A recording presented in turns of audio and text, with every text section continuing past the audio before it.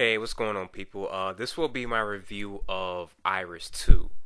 Now, if right off the bat, I'm going to say if you haven't seen Iris 1 or the spin-off Athena Goddess of War, or if you haven't watched all of Iris 2, all 20 episodes, please turn the video off now because I'm going to be spoiling a lot of things concerning Iris 2. So, I'm assuming if you're still listening, you've seen all three series and you've seen all of them through. Now, I'm going to talk about the ending first.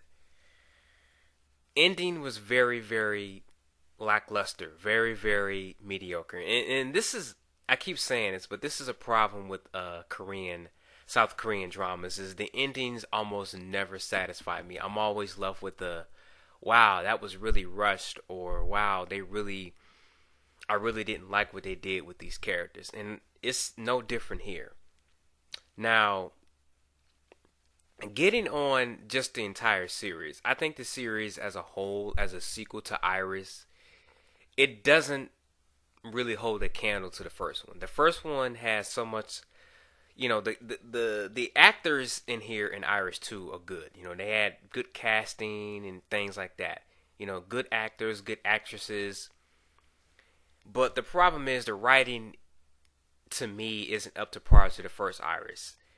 The first Iris had a lot of, especially how it starts. It starts off very, you know, very lighthearted, and then after the first like two episodes, it just gets more and more dangerous and more suspenseful.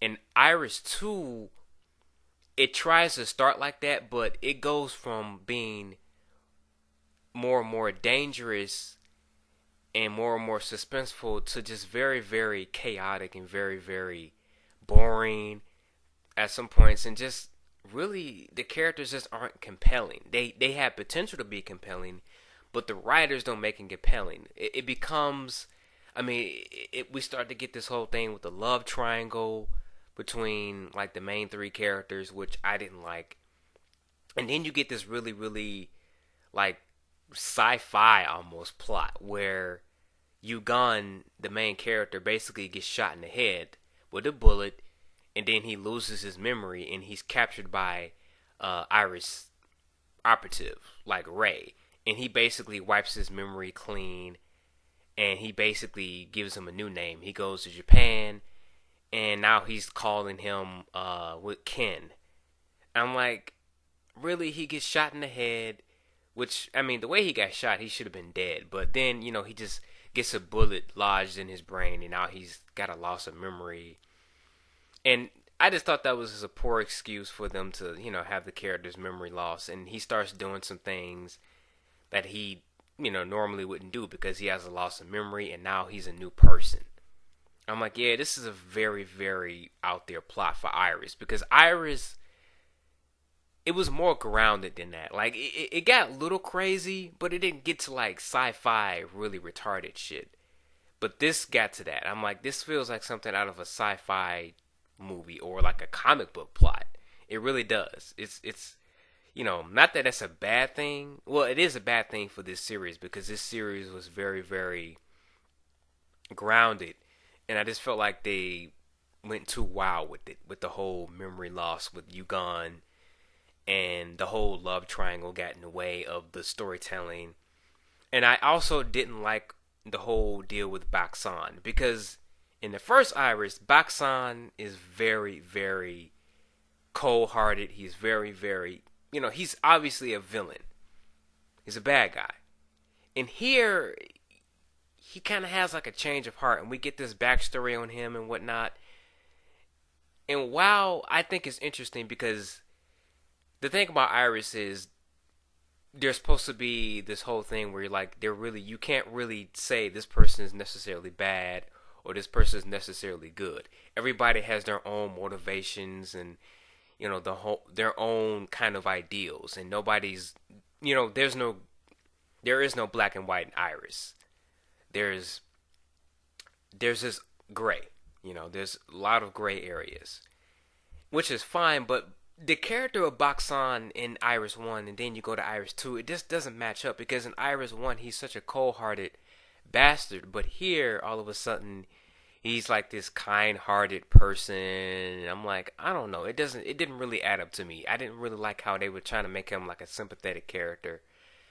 I mean, what they did with him was interesting. I'm not gonna lie, but it was just weird. The transition from Iris One to Iris Two, Baksan is it's almost like he's a completely different character. It's really strange to me, but it was all right. And the fact that Yu-Gun ended up being his son, I don't know. It wasn't really a big surprise to me because I kind of suspected that. You know, they gave hints to it, so it didn't really surprise me to say the least. But you know, I thought overall the whole Baksan plot was okay, mediocre at best. And I thought the whole plot of this was just mediocre as well. I mean, you know, it seems like all three of these series, Iris, Athena, and Iris 2, have been about basically stopping bombs from going off and trying to reunify the peninsula of North and South Korea. And I guess, you know, that's a very, very relatable thing, especially now, considering what's happening in real life with North and the South. How the North is always kind of making these empty threats to the South and bullying the South and whatnot. I guess, you know, especially for Korean citizens, that would be a very, very relatable and identifiable topic to cover. And it makes it seem all the more real. But I just feel like they could have came up with something else besides the whole we gotta stop bombs from going off and trying to reunify the peninsula of North and South. And I don't understand the character's motivation. Like, what's the guy's name? Jung-Won. His whole thing was that he was with the North and then he was with Iris, so you didn't really know at first. But then he starts going on how he wants to blow up Seoul with a bomb. And he's like, yeah, I want to reunify the peninsula. I'm like, how is blowing up Seoul with a nuclear bomb going to help reunify the peninsula? That would make things only worse, not only for South and North Korea, but for your allies and for you. Even if you did survive the bombing, it would be worse for you. That plot just didn't make sense to me. It was just like, what's going on here? And it was just really convoluted, and the character motivations it didn't seem very well done or well written. And even some of the acting in this series was really lackluster.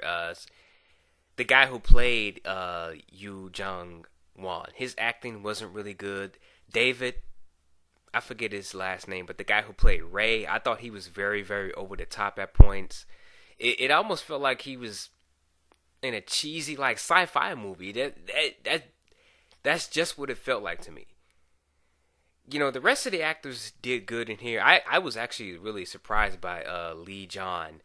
He did a good job with his character. His character reminded me of Top's character, Vic, from Iris 1. I'm like, they're very similar because they got a K-pop artist, you know, to play these type of characters. But I thought he was good. He did, you know, good at playing an evil, you know, angst teenage guy.